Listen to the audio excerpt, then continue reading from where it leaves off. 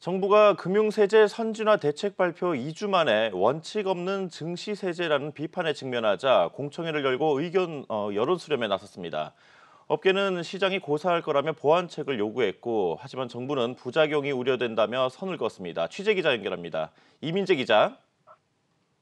정부가 의견 수렴을 위해 마련한 금융세제 개편 공청회에서 업계는 추가 보완할 것이 많다며 반발했습니다.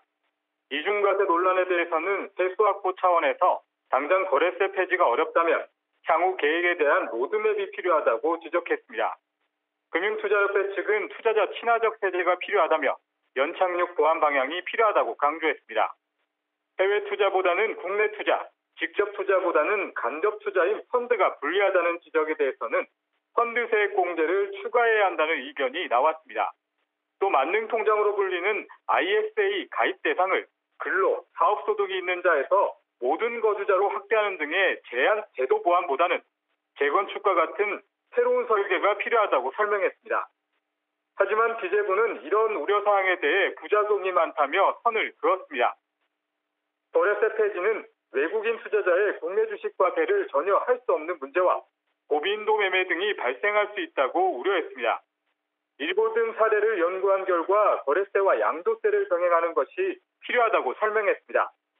또 간접 투자인 펀드는 저축에 가깝다며 직접 투자와 차이를 두는 것이 적절하다고 언급했습니다. 이외에 원천징수, 2월 공제 주기에 대해서도 문제가 없다고 강조했습니다. 기재부는 오는 22일 세제 개정안을 발표하고 9월 관련 법률안을 제출할 예정인데, 업계는 공청회에도 불구하고 시장 의견을 충분히 수렴하지 못하고 있다며 반발하고 있어 논란은 계속 이어질 전망입니다. 금융세제 공청회에서 한국경제TV 이민재입니다. 이 같은 정부의 해명에도 불구하고 증권업계는 세금 부담이 결국 주식시장 위축으로 이어질 거란 시각이 팽배합니다. 정희영 기자가 투자자들의 목소리를 직접 들어봤습니다. 정부가 금융세제 선진화 방안을 공개한 지 2주 만에 공청회를 열고 의견 수렴에 나섰지만 국내 개인 투자자들의 세금 부담에 대한 우려는 여전합니다. 투자자들은 양도소득세와 증권거래세가 모두 존재하는 한 근본적으로는 세금을 중복해 내야 하는 만큼 비율이 어떻든 간에 한쪽이 사라지지 않는다면 설득력이 떨어진다고 비판합니다. 소득이 있는 곳에는 세금을 내야 되는 건 맞는데 거래세로 갈 건지 아니면은 보유했다가 양도 차익에 되는 양도소득세로 갈 건지 이 두 개를 동시에 줄다리기 한다 하는 거는 논리적으로 조금 안 맞는 것 같아요. 장기 투자에 대한 혜택도 없는 만큼 좋은 주식을 오랫동안 보유하면 오히려 손해라는 여론도 깊어지고 있습니다.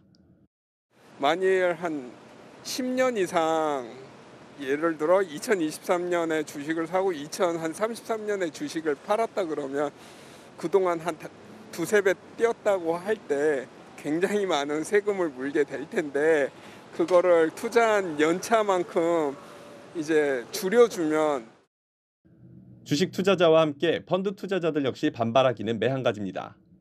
직접 투자의 경우 양도소득세를 2천만 원까지 공제해주는 반면에 펀드 투자에서 발생하는 양도소득에 대한 공제 혜택은 전무해 형평성에 어긋난다는 겁니다. 펀드는 예를 들어서 수익이 조금만 나도 가지고 세금 떼고 주식은 2천만 원까지 또 세금 안 떼고 그것도 형평성이 좀 안 맞죠. 떼려면 같이 다 떼든지 안 떼려면 안 떼든지 해요. 과세에 대한 염려는 개인 투자자뿐만 아니라 금융투자업계에서도 흘러나오고 있습니다. 한 대형증권사 고위 관계자는 과거에는 주식 투자자가 부자였지만 지금은 부동산 보유자가 부자인 시대라면서 중산층과 서민층의 자산 증식의 유일한 수단을 세원으로만 볼 경우 국내 증시의 위축은 불가피하다고 우려를 표명했습니다. 또 다른 대형증권사 고위 관계자의 경우에는 이번 방안에 담긴 증권사별 양도세 원천징수에 대해 원천징수 시스템 구축에 대한 지원은 없다며 시스템 구축 비용은 결국 투자자들에게 전가될 수밖에 없다고 비판했습니다. 아울러 공개된 개편안대로라면 세금에 대한 메리트가 부족한 국내 주식시장에서 고액자산가들을 중심으로 자금 이탈이 가속화할 것이란 지적도 나옵니다. 아무래도 사실 그동안 좀 이런 양도소득세를 면제받을 수 있는 거의 마지막 보루인격이 사실 주식시장이었었거든요. 그렇기 때문에 이제 탈한국, 그러니까 우리나라보다는 미국, 중국 나가서 해외 좀 더 뛰어난 기업들에 투자를 하자. 라는 그런 좀 기류가 보이는 것이 사실입니다. 이처럼 개인 투자자와 증권업계 모두 금융세제 선진화 방안에 대해 수많은 우려의 목소리를 내고 있는 상황에서 정부의 최종 세법 개정안이 이를 얼마나 반영할지 주목됩니다. 한국경제TV 정희영입니다. 자, 이렇게 환영받지 못하고 있는 금융세제 개편과 관련해 해외 선진국 사례는 어떻고 또 보완책은 없는지 살펴보겠습니다. 증권부 유주환 기자 나왔습니다. 어서 오십시오. 네, 안녕하십니까. 네. 이 금융세제 개편이 이 투자자에게 불리한 것만 있는 건 아닌데 참 시끌시끌합니다. 일단은 어떤 게 좀 쟁점인지 짚고 갈까요? 네, 앞서 거리 인터뷰에서도 보셨지만 가장 큰 비판을 받고 있는 게 바로 양도세와 증권거래세를 공존하도록 했다라는 점입니다. 주식 투자 수익에 전면적으로 양도세를 걷기로 한 마당에 증권거래세를 존치시킨다면 이중과세라는 지적이 계속해서 나오는 상황이고요. 또 펀드 투자에 대한 역차별 역시 쟁점 중 하나입니다. 주식 직접 투자의 경우에는 이 기본 공제를 해주는데 펀드에는 없기 때문에 비판이 정말 거센 상황이고요. 정부가 오는 22일에 세법 최종안을 발표할 때는 이 때문에 펀드 투자에도 일정 부분은 공제를 해줄 것이다라는 예상이 현재 나오고 있습니다. 이외 원천 징수를 매달 떼기로 한 건 역시 큰 반발을 샀는데요. 정부는 이 기간을 반기나 연간으로 늘리는 것을 검토하고 있는 것으로 알려지고 있습니다. 네, 이렇게 쟁점을 크게 세 가지를 짚어주셨는데 네. 이 펀드의 경우는 비교적 장기 투자 목적이 강하지 않습니까? 이게 상식적으로 이 장기 투자의 경우에는 오히려 혜택을 더 줘야 되는 게 이치에 맞지 않나 이런 생각이 좀 드는군요. 네, 맞습니다. 앵커께서 방금 지적하신 대로 사실 세제를 포함한 제도로 장기 투자를 유도할 수 있는 게 사실입니다만 이번 세법 개정 내용에서는 빠져 있습니다. 투자 결과 손실이 발생했을 때 수익과 손실을 합산해 주는 것을 이 손익의 통산이라고 하고요. 손실을 다음 해로 넘겨서 나중에 난 수익에서 그만큼을 빼주는 것을 2월 공제라고 하는데요. 이 2월 공제되는 기간이 길면 길수록 장기 투자를 유도하는 효과가 있습니다. 자, 우리나라는 이번에 이를 새롭게 도입하기로 했는데 다만 아쉬운 점은 기간을 3년으로 하고 있어서 다른 나라에 비해서 이 기간이 상대적으로 짧다는 점을 들 수 있습니다. 또한 양도세율이 이 금융투자 소득에 따라서 3억 원 이하의 경우에는 20%, 초과의 경우 25%로 각각 다르게 책정이 되어 있는데요. 이 부분이 장기 투자를 저해한다는 시각도 있습니다. 그 내용인즉슨 장기 투자로 더 많은 수익이 발생해봤자 세율이 올라가기 때문에 투자자 입장에서는 수익이 3억 원이 넘어가기 전에 그 투자를 좀 끊어서 다시 갈 수가 있다는 그런 지적이 나오고 있습니다. 네, 요하자면은 이 장기 투자를 했는데도 불구하고 세율이 높아서 어떤 투자에 좀 한계가 있는 셈이군요. 네, 맞습니다. 그렇다면은 이 우리보다 금융시장이 더 선진화돼 있다는 나라들은 어떻게 세제가 구성돼 있나요? 네, 먼저 미국의 사례를 준비해서 알려드리겠습니다. 미국의 경우에는 처음부터 아예 1년을 기준으로 한 단기 차익과 장기 차익을 아예 나눠서 별도로 과세를 하고 있습니다. 단기 차익은 다른 이득과 종합 과세를 하는데 이 세율이 10에서 36%로 돼 있고 장기 차익의 경우에는 0에서 20%의 세율로 분리 과세를 하고 있습니다. 이익과 손실을 통산하는 것도 또 손실을 이월하는 것도 모두 단기와 장기 차익을 나눠서 따로 계산을 하고 있습니다. 또 2월 기간을 무제한으로 하고 있는데요. 이게 무슨 의미냐면은 예를 들어서 어떤 투자자가 글로벌 금융위기 때 정말 큰 손실이 났다고 친다면은 평생에 걸쳐서 이 손실을 다 제하고 결국에 최종 이익이 남을 경우에 그때 돼서야 세금을 걷는 그런 세제가 돼 있다는 말씀입니다. 네, 결국은 이 증시 저변의 어떤 탄탄함을 한번 우리가 짚고 가야 될 문제가 아닌가 싶네요. 이런 걸 보면요. 네. 뭐 앞서 제가 펀드 얘기를 잠깐 했지만 이 장기 투자에 대해서 이 별도의 어떤 혜택을 주는 나라가 있습니까? 지금 이렇게 미국의 사례를 말씀드렸는데 미국처럼 세율 자체를 달리하는 경우는 다른 나라에서는 찾아보기 힘들지만요. 말씀드린 대로 2월 기간을 좀 길게 두어서 장기 투자를 유도하는 정책을 취하고 있는 나라는 여럿 있습니다.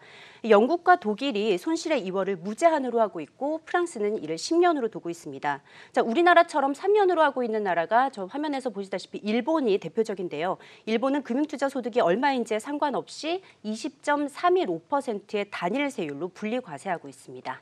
네.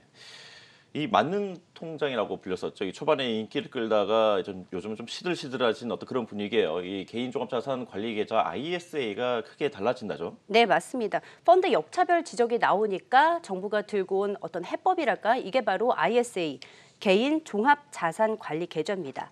ISA는 현재 대표적인 그리고 거의 유일한 세제 혜택 상품인데요. 기존의 ISA를 좀 더 투자하기 편리하게 만들어줄 테니까 이 투자자들이 좀 알아서 절세 효과를 노려봐라 이런 식으로 좀 받아들여지고 있습니다. ISA는 말씀하신 대로 예적금과 펀드, ELS 등을 한 계좌에서 함께 투자를 할 수 있다고 해서 만능통장이라고도 하는데 실상은 투자 금액이 2천만 원으로 제한이 돼 있고 또 5년간 의무 가입 기간이 있어서 투자자들이 외면을 해왔던 게 사실입니다. 하지만 수익에서 200만 원까지 비과세를 해주고요. 그 초과 수익은 또 9%의 세율로 저율 과세하기 때문에 잘만 활용할 경우에는 아주 유용한 절세 도구가 될 수 있거든요. 정부는 가입 대상을 모든 성년으로 늘리고 의무 가입 기간을 1, 2년 정도 줄일 계획입니다. 또 지금까지는 ISA에서는 주식 투자가 허용이 되지 않았었는데 이를 허용하고 또 가입 한도도 탄력적으로 적용할 예정입니다. 네. 마지막으로 이 공청회를 비롯해서 보완책 마련을 위한 절차들이 아직 남아 있을 텐데 지금 개편안이 다소나마 개선될 여지가 좀 있나요? 서두에 말씀드렸다시피 펀드에 대한 기본 공제 또 월별로 원천 징수하기로 한 것 등은 다행히 좀 정부가 입장을 달리할 것으로 기대를 어느 정도 좀 해볼 수 있는 상황입니다. 그러나 좀 근본적인 이중과세 부분 또 장기 투자를 혜택을 주는 것 등에 대해서는 이 방향을 크게 선회할 것 같지는 않아 보이는 상황입니다. 특히 증권거래세를 존치하기로 한 것에 대해서 금융투자업계에서는 연간 한 4에서 5조 원 정도 발생하는 세수를 정부가 포기하지 못하기 때문이라고 보고 있습니다. 현재 여당까지 나서서 증권거래세를 폐지하라라고 압박하고 있는 상황임에도 불구하고 기재부는 양도세와 증권거래세가 각각 과세 대상이 달라서 이중과세가 아니라면서 맞서고 있습니다. 자, 아시다시피 자본시장이라는 곳은 기업이 자금을 조달하고 투자자들은 자산을 증식할 수 있는 매우 중요한 공간이지 않습니까? 자, 이런 목적을 달성하면서 세원까지 같이 늘릴 수 있는 방안을 좀 장기적인 시각으로 마련을 하는 것이 바로 정부의 역할이 아닐까라는 생각이 듭니다. 네. 요즘 부동산 정책도 그렇고 이번 금융세제 개편안도 그렇고 뻔한 얘기 같지만 정책 시행에 앞서서 시장의 목소리에 먼저 귀를 기울일 필요가 있다는 생각이 부쩍 드는 것 같습니다. 지금까지 증권부 유주환 기자였습니다. 유 기자 수고했습니다. 네.